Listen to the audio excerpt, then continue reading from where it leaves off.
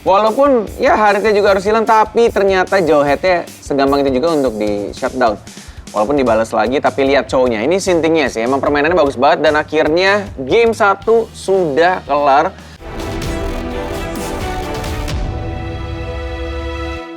Oke Sobat Gamer, kita akan melanjutkan untuk game yang pertama antara IOG dan juga Victim Esports pastinya ya. Dan juga kita pastinya akan menikmati kentang yang sudah ada di depan mata kita. Jadi kita akan menganalisis teman kita yang sedang makan enak banget tanpa peduli kalau acaranya sudah mulai. Udah mulai weh. Mulai makan mulu. Masih lu. Jangan malu-maluin Sobat Gamer ya tuh, udah pada nungguin, udah pada pengen lihat. Enggak, no bersih. Udah kita langsung play aja ini. Belum ya? Belum ya? Kamu sotoy banget sih. Iya namanya juga aku sotoy lah. Kalau nggak sotoy nggak jadi caster. Kan seperti yang kamu bilang tadi, emang dapetin lordnya itu gampang karena belum diperkuat. Tapi ketika dapet lordnya itu juga gampang untuk di shutdown. Karena ya tadi dibilang sama Ranger Mas ya, karena belum diperkuat jadi ya segampang itu juga untuk di shutdownnya, di take downnya juga gampang.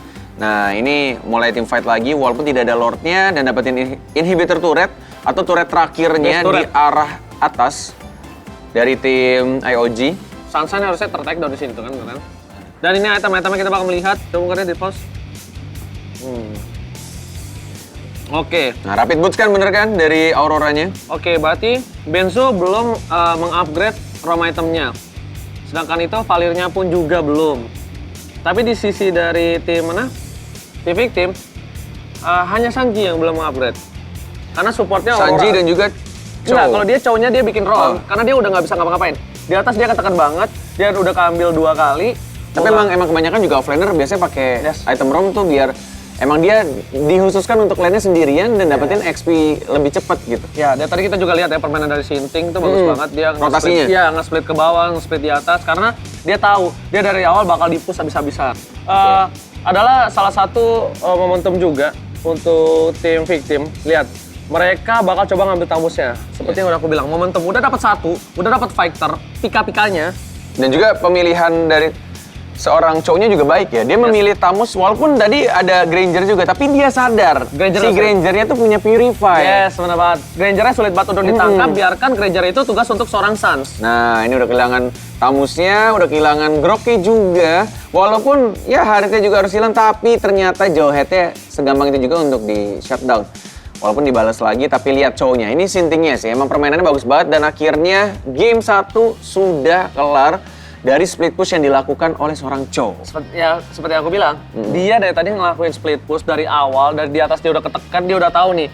Chow-nya udah menjadi salah satu titik dari para permainan tim IOG. Dia langsung lempar ke bawah, dia lempar ke atas lagi, dan lihat, dia berhasil mendapatkan poin 1 untuk tim Victim dengan melakukan split push. Benar. Kita akan langsung move ke game yang kedua, Sobat Gamer.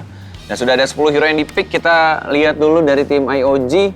Ternyata dia yang pakai Akai-nya, ada Jawhead juga masih tetap sama, dan Harithnya pindah sekarang ya ke tim IOG. Dan ditambah, ada satu marksman yang kuat juga. Bruno. Wah, ini Bruno ya. Di early game itu damage-nya astaga, rasanya tuh enak banget kayak lecinin ya. Iya, benar banget ya. Enak banget emang, partner saya tuh suka gitu ya emang ya. Dan kalau misalkan dari tim Victim ya, ini agak sedikit menarik juga karena tim Victim hampir semuanya tuh sama hero-nya. Yang beda hanya 2 hero doang. Bedanya Groknya ditukar masuk ke Victim dan juga Kimi-nya karena Harithnya diambil sama tim IOG. Yes, benar banget. Dan kita apa lihat?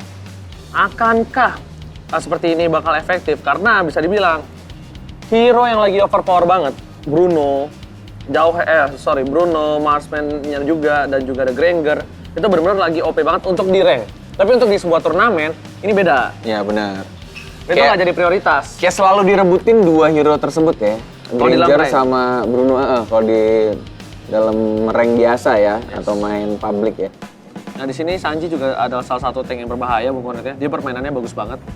Kalau nggak salah dia tuh bisa nge-zoning out dan di sini lihat dia ngambil first blood di arah bottom lane.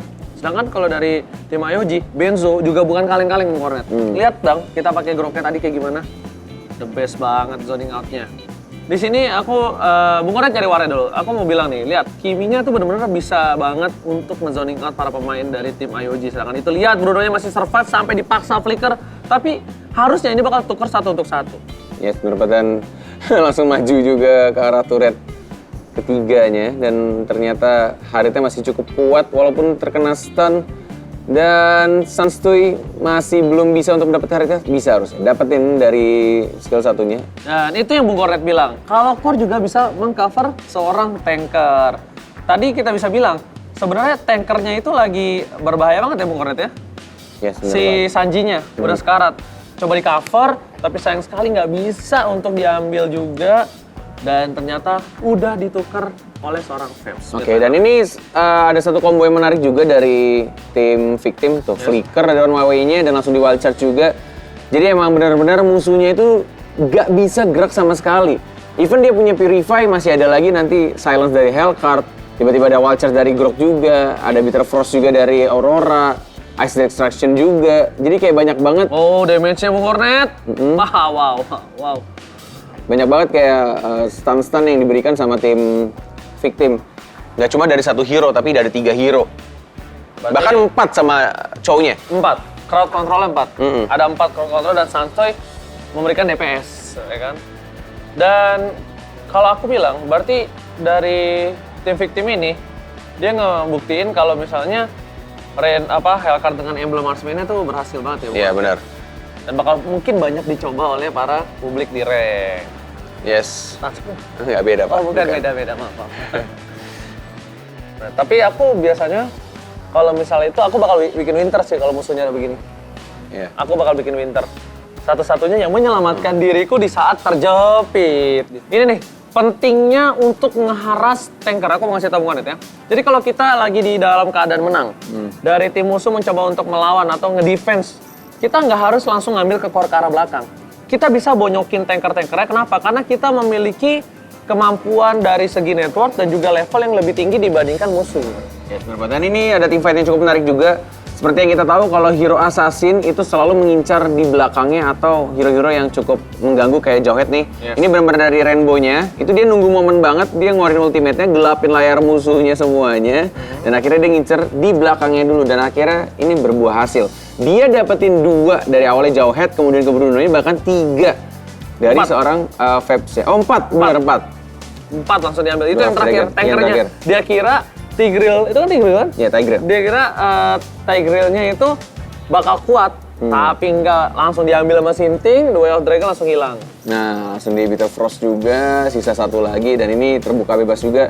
Dan dia senilai dia game yang kedua ya, benar-benar kayak satu kesalahan kecil dari tim pro ya, siapapun itu bisa berakibat fatal. Apalagi kalau misalkan core-core-nya duluan yang ngecuri. Kayak tadi Bruno-nya dapat, Jawhead dapat, udah. Jawhead dulu tuh dapat. Jawhead dulu. Iya, Jawhead lagi recall, enak banget. Aku iya, bikin mas info juga Bung Kornet. Kalau recall itu memang nggak bisa di sembarang tempat. Gimana gak ada yang promosi? Ya, Mas Info adalah salah satu konten yang aku buat di Instagram aku. Silahkan buka di @Fozianska.